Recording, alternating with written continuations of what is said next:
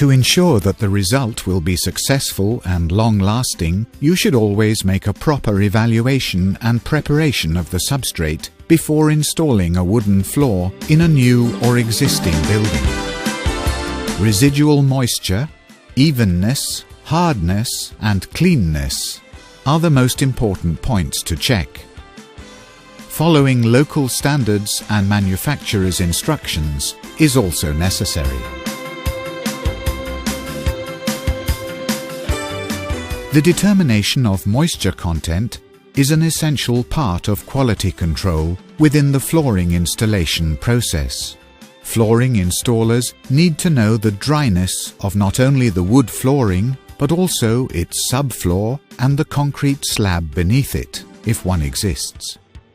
Handheld electrical tools, called moisture meters, should be part of the toolbox of every flooring contractor for measuring moisture in wooden or concrete subfloors and in the wood floor materials.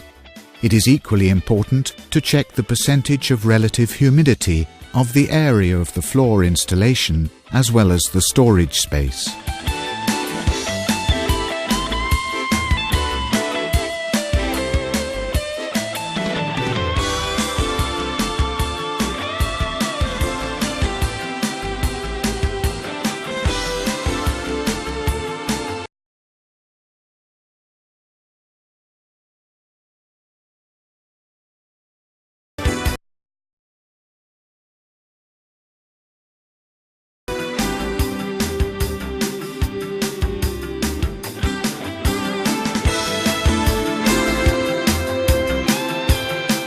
Prior to any other work, the subfloor must always be sanded.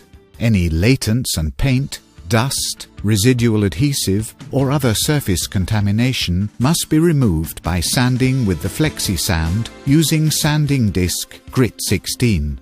In the case of concrete, shot blasting may be necessary. Cleaning the surface with an industrial vacuum cleaner is recommended.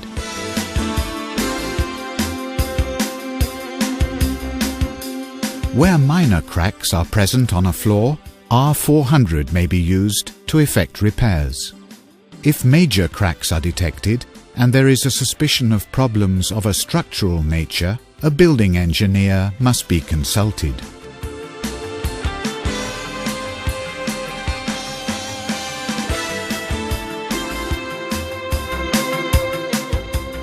Sometimes it is not possible to wait until a subfloor is completely dry.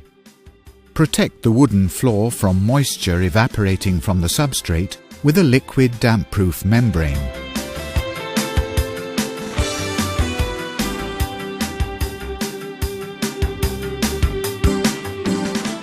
Apply by using a trowel. The key is to have a sufficient amount evenly spread over the surface.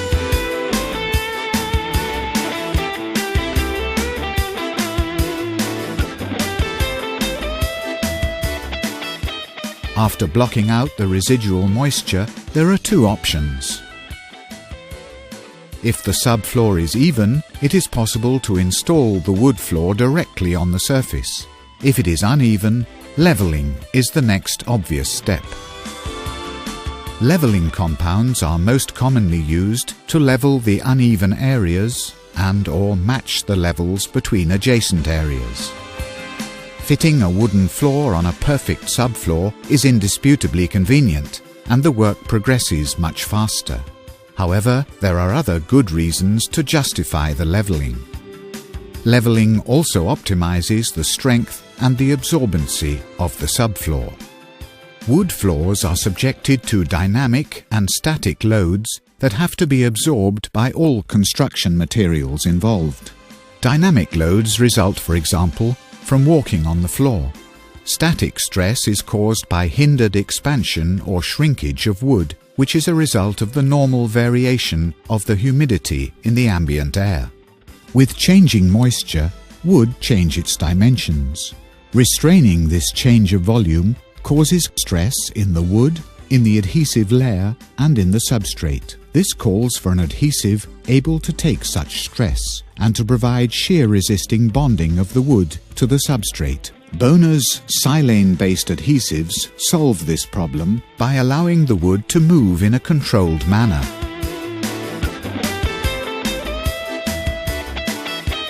Expanding and shrinking during seasonal humidity changes. This elasticity reduces the stress placed on bonds, and because of its strength, minimizes gaps between planks. However, for special situations, Bona also offers a wide range of other adhesives. The main arguments for gluing down wooden floors. A glued-down wooden floor reduces the walking noise level in the room. It is possible to mix different kinds of woods and create a variety of patterns.